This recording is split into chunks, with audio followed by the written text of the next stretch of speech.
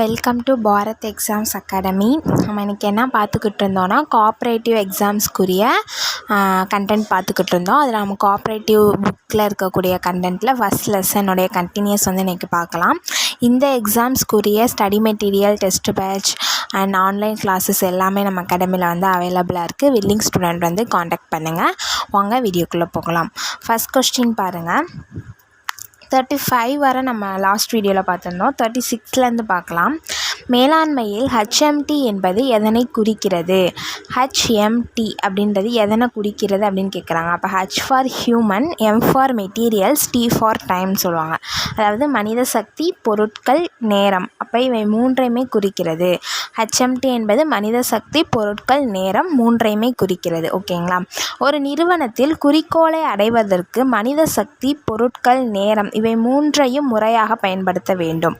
கண்டிப்பாமே நம்ம ஒரு நிறுவனத்தில் நம்மளுடைய அப்ஜெக்டிவ், நம்மளுடைய கோலை நம்ம அச்சீவ் பண்ணுறதுக்கு இந்த மூணுமே கண்டிப்பாக நம்மளுக்கு தேவை. ஒன்று ஹியூமன் பீங்கோட ஹெல்ப் வேணும். நம்ம ஒரு ஆளால் எல்லா ஒர்க்கும் பண்ண முடியாது. செகண்ட் ஆஃப் ஆல் எல்லா மெட்டீரியல்ஸும் நம்மளுக்கு தேவை. அதே மாதிரி time is very important. So இந்த மூணுமே ரொம்ப முக்கியம்னு சொல்கிறாங்க. நிர்வாக குழுவும் மேலாண்மை குழுவும் ஒன்றுக்கொன்று முரண்படாமல் இணைந்து செயல்பட வேண்டும். நிர்வாக குழுவும் சரி, மேலாண்மை குழுவும் சரி, ரெண்டுமே ஒன்றுக்கொன்று முரண்படாமல் மீன்ஸ் இவங்களோட பாயிண்ட் ஆஃப் வியூ வெவ்வேறாக இருக்கக்கூடாது. ரெண்டு பேருமே ஒரே மாதிரி திங்க் பண்ணி ஒரே மாதிரி அதை ப்ரொசீட் பண்ணால் மட்டும்தான் அந்த நிறுவனம் நல்லா இயங்கும்னு சொல்கிறாங்க. ஓகேங்களா? நிர்வாக குழு, மேலாண்மை குழு இவைகளுக்கிடையில் பாலமாக இருந்து பணியாற்றுபவர் மேலாண்மை இயக்குனர் என அழைக்கப்படுகிறார். ஓகேங்களா? நிர்வாக குழுக்கும் மேலாண்மை குழு ரெண்டுக்குமே இடையில் பாலமாக இருந்து பணியாற்றுபவர் யார் அப்படின்னு பார்த்தீங்கன்னா மேலாண்மையோடைய இயக்குனர். தொழிற்சாலை பணிகளை 6 பெரும் பிரிவுகளாக ஆக்கி தந்த பெருமைக்குரியவர் ஹென்றி ஃபாயில் ஆவார். நம்மளுக்கு எல்லாத்துக்கும் தெரியும், மேலாண்மையோட தந்தை ஹென்றி ஃபாயில். அவர் தான் தொழிற்சாலையோட பணிகளை 6 பெரும் பிரிவுகள், நம்ம இதுக்கு முன்னாடியே பார்த்துருந்தோம் அது என்னென்ன பிரிவுகள்னு சொல்லி, யூகித்தல், திட்டமிடுதல், ஒருங்கிணைத்தல் அப்படி சொல்லிட்டு ஒரு 6 பாயிண்ட் ஆஃப் வியூ பார்த்துருந்தோம். அந்த இதை வகுத்து கொடுத்தவர் யாருன்னு பார்த்தீங்கன்னா நம்ம ஹென்றி ஃபாயில் அவர்கள். Next question. தொழிற்சாலையில் பணிகளை தொழில் நுணுக்கங்கள், வாணிபம், பொருளாதாரம், பாதுகாப்பு, கணக்கு வைத்தல், மேலாண்மை என 6 பெரும் பிரிவுகளாக பிரிக்கப்பட்டுள்ளது. தொழிற்சாலை பணிகள் எந்த வகையான 6 பிரிவுகளாக இருக்குதுன்னு பார்த்தீங்கன்னா தொழில் நுணுக்கங்கள், வாணிபம், பொருளாதாரம், பாதுகாப்பு, கணக்கு வைத்தல், மேலாண்மை அப்படின்ற 6 பிரிவுகளாக பிரிக்கப்பட்டுள்ளது. மேலாண்மை என்ற தலைப்பு திட்டமிடுதல், அமைத்தல், பணியாளர் நியமனம், கட்டுப்படுத்துதல், இயக்குதல், ஒருங்கிணைதல் என 6 பிரிவுகளாக பிரிக்கப்பட்டுள்ளது. அப்போ தொழிற்சாலை பணிகளும் 6 பிரிவுகளாக இருக்குது. மேலாண்மை அப்படின்ற தலைப்பும் 6 பிரிவுகளாக பிரிக்கப்பட்டிருக்கு. ஸோ ரெண்டையுமே அந்த ரெண்டுக்குரிய 6 பாயிண்ட்ஸுமே பார்த்துக்கோங்க. மேலாண்மைக்கு என 14 கொள்கைகளை வகுத்து மேலாண்மை கோட்பாடுகள் என அறிவித்தவர். மேலாண்மை கொள்கைகளை அறிவித்தவர் நம்ம ஹென்றி ஃபாயில். அதனால தான் அவரை மேலாண்மையின் தந்தைன்னு சொல்கிறோம். ஓகேங்களா? அப்போ மேலாண்மைக்கு என 14 கொள்கைகளை வகுத்து மேலாண்மை கோட்பாடுகள் என அறிவித்தவர் ஹென்றி ஃபாயில். பல பணிகளை ஒரே நபர் செய்யாமல் ஒவ்வொரு பணிக்கும் தனித்தனியே பணியாளர்கள் அமர்த்துவதை டேஸ் என்று அழைக்கப்படுகிறதுனா வேலை பகிர்வு. ஓகேங்களா? ஒரு பணிக்கு ஒருவர் ஓகே, ஆனால் பல பணிக்கு ஒரே நபரை பல பணிகளை செய்ய முடியாது. ஸோ ஒவ்வொரு பணிக்கும் தனித்தனியே ஒவ்வொரு நபரை பிரித்து தரதுக்கு பேர் தான் வேலை பகிர்வு. ஒருவர் செய்யும் முடிவுகள் மற்ற ஒருவரின் செயலை நெறிப்படுத்தும் சக்திக்கு அதிகாரம் என்று பெயர். அதாவது ஒருவர் செய்ய முடிவுகள், இப்போ நீங்கள் தான் ஹெட் பொசிஷனில் இருக்கீங்கன்னா நீங்கள் எடுக்கிற முடிவு தான் எல்லா தொழிலாளர்களுக்கும் முடிவு கட்டளைகளாக போய் சேரும். கரெக்டாக? அதை தான் நம்ம அதிகாரம் சொல்கிறோம். உங்களுடைய அதிகாரம் அப்படின்றது அதுதான். ஒரு ஹெட் பொசிஷன்லேயோ இல்லை ஒரு மேலாண்மை நிர்வாகியாவோ இருக்கிற உங்களுடைய அந்த முடிவு எடுக்கிற அந்த பண்பு தான் அதிகாரம் சொல்லப்படுது. ஒருவர் செய்யும் முடிவுகள் மற்ற ஒருவரின் செயலை நெறிப்படுத்தும் சக்திக்கு அதிகாரம் அப்படின்னு பேர். நீங்கள் சொல்கிறது தான் அவங்க செய்யணும். ஸோ அதுதான் உங்களுடைய அதிகாரம் அப்படின்னு சொல்கிறாங்க. அதிகாரமும் பொறுப்பும் ஒரு நிறுவனத்தின் 2 கண்கள் போன்றவை. அதிகாரமும் அவங்களுடைய பொறுப்பை என்ன சொல்கிறாங்க, ஒரு நிறுவனத்தோட 2 கண்கள் அப்படின்னு சொல்கிறாங்க.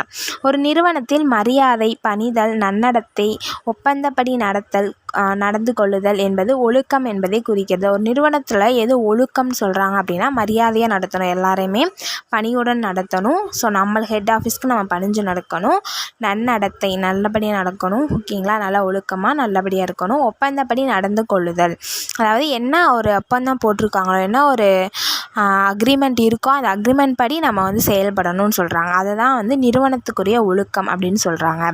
ஒரே சமயத்தில் 2 அதிகாரிகள் ஒரு நபர் மீது கட்டளையிடும் போது அந்த பணியாளருக்கு மனக்குழப்பமும் பீதியும் ஏற்படும். கரெக்டு தானே. ஒரே சமயத்தில் 2 ஹெட் ஆஃபீஸர் இருக்காங்கன்னு வச்சுக்கோங்க. இப்போ இவர் ஒன்று சொல்லுவார், இவர் ஒன்று சொல்லுவார். அந்த மாதிரி சொல்கிறப்ப அந்த பணியாளருக்கு என்ன ஏற்படும்னு சொல்கிறாங்க. என்னடா இவர் ஒன்று சொல்கிறார், இவர் ஒரு சொல்கிறாருன்னு சொல்லிட்டு குழப்பமும் அதே சமயத்தில் ஒரு பயமும் ஏற்படும்னு சொல்கிறாங்க. ஓகே, இப்போ யார் சொல்கிறாங்க செய்கிறது, எது கரெக்டாக இருக்கும் அப்படின்னு சொல்கிற ஒரு பயம் வந்து ஏற்படும். ஸோ அதே மாதிரி 2 ஹெட் ஆஃபீஸர் அப்படின்னா இருக்கக்கூடாது. ஒரு குழுவுக்கு ஒரு ஹெட் ஆஃபீஸர், அவர் சொல்கிறப்படி அந்த குழுவில் இருக்க எல்லோரும் நடக்கணும், அந்த மாதிரி இருக்கணும்னு சொல்கிறாங்க. இப்படியே 2 ஹெட் ஆஃபீஸர் இருந்தாலும் 2 பேருமே ஒரே மாதிரியான கட்டளைகளை தான் விதிக்கணும்னு சொல்கிறாங்க. ஒரு தொழில் நிறுவனத்தின் பணியாளர்கள் தலைமையிடத்திலிருந்து உத்தரவுகளை பெற்று செயல்படுவதை இயக்குதலில் ஒற்றுமை என குறிப்பிடப்படுகிறது. அதாவது ஒரு நிறுவனத்துடைய பணியாளர்கள் வந்து ஹெட் ஆஃபீஸ்லேருந்து ஒரு ஆர்டர் வருதுன்னா அந்த ஆர்டர் ஓகே ஒரு ஆர்டர் வந்துடுச்சு, இதை நம்ம ஃபாலோ பண்ணணும்னு சொல்லி அவங்க செய்வாங்கள்ல, அதை தான் என்ன சொல்கிறாங்கன்னா இயக்குதலில் ஒற்றுமை அப்படின்னு சொல்கிறாங்க. பணியாளர்கள் சுயநலனை மறந்து நிறுவனத்தின் பொது நலனுக்கு பாடுபட வேண்டும் என்பதை மேலாண்மை நிறுவனத்தின் பொது நலனுக்கு முதலிடம் என்று அழைக்கப்படுகிறது. பணியாளர்கள் வந்து அவங்களுக்காக ஒர்க் பண்ணக்கூடாது, அவங்களுக்கு சம்பளம் வருது அந்த ஒரே ஒரு பாசிட்டிவிட்டிக்காண்டி ஒர்க் பண்ணாமல் பொது நலத்தோட அவங்க பண்ணுற ஒர்க்கு வந்து கரெக்டாக போய் சேருதா, எல்லாருக்கும் நம்ம கரெக்டாக பண்ணுறோமா, நம்ம பண்ணுற ஏதாவது மிஸ்டேக் மற்றவங்களுக்கு வந்து அதிகமான ஒர்க்கை வந்து ஏற்படுத்தி தருதா அப்படின்னா பார்த்து பொது நலத்தோட ஒர்க் பண்ணணும் அப்படின்னு சொல்கிறாங்க. ஓகேவா, அதை தான் வந்து நிறுவனத்தின் பொது நலனுக்கு முதலிடம் அப்படின்னு சொல்கிறாங்க. ஊதியம் என்பது பணியாளர்களின் பணிக்கு கொடுக்கப்படும் விலையே ஆகும். ஆமாம், சேல்ரி அப்படின்றது நம்ம ஒர்க்கர்ஸ் செஞ்ச ஒர்க்குக்காக கொடுக்கப்படுற அவங்களுடைய ஒர்க்குக்கான விலை தான் அவங்களுடைய சேல்ரி அப்படின்னு சொல்கிறாங்க. சரிதானே அது. நெக்ஸ்ட்டு, அதிகாரம் முழுவதும் நிர்வாக தலைவரிடமோ மேலாளரிடமோ இருப்பதை அதிகார மையப்பாடு என்கிறோம்.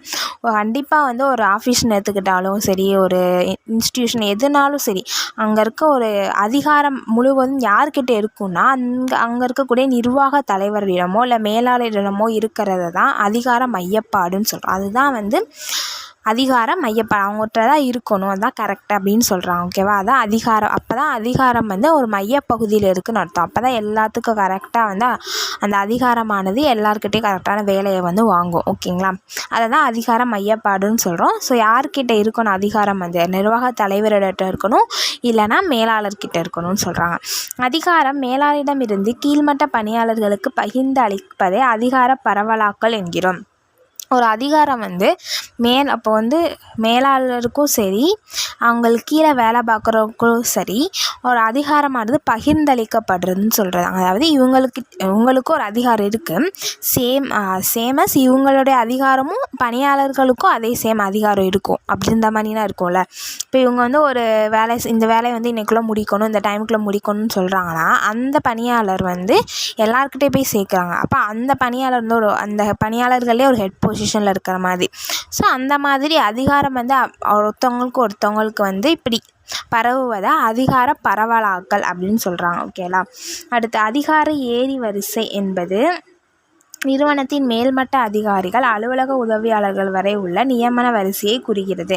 அதிகார ஏறு வரிசை அப்படின்றது என்னதுன்னா, ஃபர்ஸ்ட் ஆஃப் ஆல் யாருக்கு அதிகாரம் இருக்குது, செகண்ட் அதிகாரம் யாருக்கு இருக்கா அப்படின்னு சொல்லி ஹெட் பொசிஷனில் இருக்கிறவங்கலேருந்து லாஸ்ட்டு அவங்க கம்பெனிலே லோ பொசிஷனில் இருக்கிறவங்க வரைக்கும் அந்த அதிகாரம் வந்து சொல்கிறாங்களே இவங்ககிட்ட அந்த அதிகாரமானது கொடுக்கப்படுதில்ல, அதை தான் வந்து நம்ம என்ன சொல்கிறோம்னா அதிகாரத்தோட ஏறி வரிசை அப்படின்னு சொல்கிறோம். ஓகேங்களா, அந்த நியமன வரிசைகள் ஒவ்வொரு பொசிஷனுக்கும் இருக்கக்கூடிய ஒவ்வொரு அதிகாரங்களை தான் அதிகார ஏறு வரிசைன்னு சொல்கிறாங்க.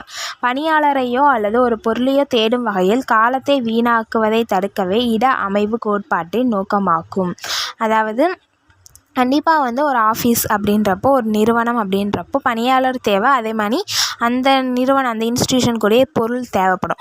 அதை ரெண்டையும் தேடுற செலவை குறைக்கிறதுக்கு தான் என்ன அமைப்பு இருக்குது அப்படின்னு பார்த்தா இட அமைவு கோட்பாடு, இட அமைவு அப்படின்னு இருக்குது. அதோட கோட்பாட்டோட நோக்கமே இதுக்காக நீங்கள் வந்து நேரத்தை செலவழிக்கக்கூடாது அப்படின்றது தான். ஓகேங்களா? அதான் இட அமைவு கோட்பாட்டின் நோக்கம். இதை வந்து ஆக்சுவலாக இந்த இன்டர்வியூஸ் அதெல்லாம் சொல்லலாம். இட அமைவுக்கு வந்து உதாரணமாக இன்டர்வியூஸ்ன்றது நம்ம தேட மாட்டோம், அவங்களாம் வந்து எனக்கு வேலை வேணும்னு சொல்லிட்டு வர்றது. ஓகேங்களா? இது மாதிரி எங்கிட்ட வேக்கன்சி இருக்குது, வரவங்கள நம்ம என்ன பண்ணிக்கிறோம், நம்மளுடைய வேலைக்கு ஏற்றாப்புல அவங்கள யூஸ் பண்ணிக்கிறது. ஸோ இந்த இதுதான் இட அமைவு கோட்பாட்டின் நோக்கம். அதுக்காக நம்ம தனியாக டைம் ஸ்பெண்ட் பண்ண தேவையில்லைன்னு சொல்கிறாங்க. நேர்மை நெறி கோட்பாட்டை கடைபிடிப்பதன் மூலம் மேலாளர் பணியாளர் ஒத்துழைப்பை பெற முடிகிறது. ஓகேங்களா? நேர்மை நெறினா அவங்க வந்து கரெக்டாக நேர்மையாக நடந்துக்கணும், அப்படி அதன் மூலமாக தான் மேலாளர் வந்து பணியாளர் ஒத்துழைப்பை பெற முடியும்னு சொல்கிறாங்க. மேலாளர் நேர்மையாக இருந்தால் தான் பணியாளர்களோட ஒத்துழைப்பு மேலாளருக்கு கிடைக்கும். திட்டம் தீட்டி அதனை செயல்படுத்த பணியாளர்களுக்கு உரிமை கொடுப்பதன் மூலம் முனைப்பு கோட்பாட்டை செயல்படுத்தலாம். ஒரு பிளான் பண்ணி அந்த பிளான்க்கு ஏற்றாப்புல நம்ம என்ன பண்ணணும், ஒர்க்கர்ஸ்கிட்ட வந்து ஒர்க்கு வந்து கொடுக்கணும். ஓகேங்களா? அது வந்து அவங்களுக்கு வந்து ஒரு உத்வேகத்தை கொடுக்கும். முனைப்பு கோட்பாடுன்னு சொல்கிறாங்க அது. ஓகேங்களா? தான் நினைத்த குறிக்கோளை பிறர் மூலம் தாம் நினைத்தவாறே செயல்படுத்தும் ஆற்றல் பெற்றவரே மேலாளர். இதை நம்ம ஆல்ரெடி பார்த்துருந்தோம். ஸோ நம்மளுடைய கோலை வந்து மற்றவங்கள்ட்ட ஒர்க் கொடுத்தோ இல்லை மற்றவங்கள வேலை வாங்கியோ நம்மளுடைய கோலை நம்ம அச்சீவ் பண்ணுறது தான் ஒரு மேலாளருடைய ஒர்க் அப்படின்னு சொல்கிறாங்க. அவருடைய பவர் அப்படின்றதே அதுதான்.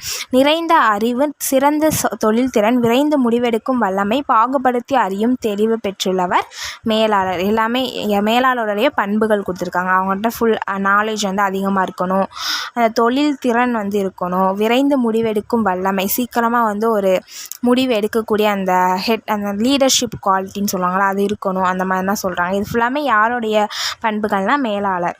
கூட்டுறவு இயக்கம் வளர்ச்சி பெற்ற மற்ற தொழில் நிறுவனங்கள் போல் வளர்ந்துள்ளதால் திறமை படைத்த மேலாளர் தேவைப்படுகிறது. இப்போ தான் அந்த கூட்டுறவு இயக்கம் அப்படின்ற இது ஃபுல்லாமே ஒரு நிறுவனத்தை பற்றி சொல்லிவிட்டு, அப்போ கூட்டுறவு இயக்கமும் ஆல்சோ ஒரு நிறுவனம். ஸோ அந்த மாதிரி கூட்டுறவு இயக்கம் வளர்ச்சி பெற்று மற்ற தொழில் நிறுவனங்கள் போல் வளர்ந்துள்ளதால், ஸோ மற்ற தொழில் நிறுவனங்கள் போலவே இப்போ கூட்டுறவு இயக்கமும் உருவாகியிருக்கு. அப்போ இந்த கூட்டுறவு இயக்கத்துக்கும் யார் தேவை அப்படின்னா மேலாளர் தேவைப்படுறாங்க அப்படின்னு சொல்கிறாங்க. கூட்டுறவு நிறுவனங்களில் திட்டமிடும் போது சேவையை மட்டும் மனதில் கொள்ளப்பட வேண்டும். கண்டிப்பாக கூட்டுறவு இயக்கம் அப்படின்றத மக்களுக்கு சேவை செய்யக்கூடிய ஒரு அமைப்பு. ஸோ அதோடைய முக்கிய நோக்கமாக சேவை இருக்கணும்னு சொல்கிறாங்க. கூட்டுறவு நிறுவனத்தில் அமைப்பு பணியை செயல்படுத்தும் போது ஜனநாயகத்தையும் ஒருங்கிணைப்பையும் மனதில் கொள்ள வேண்டும். அமைப்பு பணி அப்படின்றப்போ வந்து ஒரு குழு அமைக்கிறான் அப்படின்னா அந்த குழுவோட நோக்கமாக எது இருக்கணும்னா ஜனநாயகம், ஒருங்கிணைப்பு, ரெண்டுமே வந்து அந்த குழுவோட நோக்கமாக அந்த அமைப்போட நோக்கமாக இருக்கணும். அமைப்புன்றது நம்ம ஆல்ரெடி பார்த்தோம். அமைப்புன்றது ஒரு குறிக்கோளை வந்து நிறைவேற்றுவதற்காக மனிதர்களை வைத்து உருவாக்கப்படும் அப்படி ஒரு குழு தான் அமைப்புன்னு சொல்கிறாங்க. ஓகேங்களா? அந்த அமைப்பு எப்படி இருக்கணும், எதை வந்து முக்கியமாக கொள்ளணும்னா ஜனநாயகத்தையும் ஒருங்கிணைப்பையும். எந்த நிறுவனத்தில்னா கூட்டுறவு இயக்கத்தில் மேலாண்மையின் கட்டுப்பாடு முழுவதும் உறுப்பினர்களிடம் உள்ளது. ஸோ கூட்டுறவு இயக்கத்தில் வந்து மெம்பர்ஸ் இருப்பாங்க, அந்த மெம்பர்ஸ் கிட்ட தான் அந்த மேலாண்மை கட்டுப்பாடு இருக்குன்னு சொல்கிறாங்க. அவங்க தனியாக மேலாளர் கிடையாது, மெம்பர்ஸ் தான் அவங்களுடைய மேலாளர். கூட்டுறவு சங்கத்தை இயக்கும் பணி முழுவதும் நிர்வாக குழுவிடம் உள்ளது. ஓகேங்களா? மேலாண்மை கட்டுப்பாடு வந்து உறுப்பினர்களிடம் இருக்குது, இயக்கும் பணி வந்து நிர்வாக குழுவிட்ட இருக்குது. ஓகேங்களா? கூட்டுறவு இயக்கத்தில் ஒருங்கிணைப்பை கூட்டுறவுகளுக்கிடையே கூட்டுறவு என்ற நிலையில்தான் ஏற்படுத்த முடியும். கூட்டுறவு இயக்கத்தில் ஒருங்கிணைப்பு எப்படி இருக்கும்னா கூட்டுறவுக்குள்ளே கூட்டுறவாக இருக்கணும். கூட்டுறவு இயக்கத்துக்குள்ளே இருக்கிற மக்கள் கூட்டுறவாக இருந்தால் தான் அந்த இன்ஸ்டியூஷன் அந்த நிறுவனம் வந்து நல்லா இருக்கும்னு சொல்கிறாங்க. ஓகேங்களா? கூட்டுறவு இயக்கத்தில் மேலாண்மை பணியானது உறுப்பினர் நலனை கருத்தில் கொண்டு இருக்கும். கண்டிப்பாக மேலாண்மை பணின்றது உறுப்பினர்கள்கிட்ட தான் அந்த மேலாண்மை கட்டுப்பாடு இருக்குது. ஸோ மேலாண்மை பணின்றது உறுப்பினர்கள் நலனை கருத்தில் கொண்டு தான் இருக்குன்னு சொல்கிறாங்க. தனியார் துறை மேலாண்மையானது முதலீட்டிற்கு அதிக லாபம் வகையில் செயல்படும். கண்டிப்பாக தனியார் துறையில் வந்து பார்த்திங்கன்னா கூட்டுறவு இயக்கத்தில் சேவை நோக்கம், ஆனால் தனியார் துறை நீங்கள் பார்க்குறப்போ அதோடைய மேலாண்மை வந்து எதுக்காக செயல்படும், ஏதோ ஒரு குறிக்கோளை வச்சுருப்பாங்கன்னா முதலீடு வந்து அதிக லாபம் ஈட்டும் வகையில் செயல்படுத்துறதுக்கு தான் அந்த மேலாண்மை பணி வந்து நடக்கும். அது வந்து தனியார் நிறுவனங்கள் அப்படின்னு சொல்கிறாங்க. ஓகே, வந்து நம்ம ஃபஸ்ட்டு யூனிட் வந்து மேலாண்மை ஃபுல்லாமே பார்த்து முடிச்சிட்டோம். செகண்ட் யூனிட் வந்து அடுத்த நெக்ஸ்ட் வீடியோவில் பார்க்கலாம். தேங்க்யூ.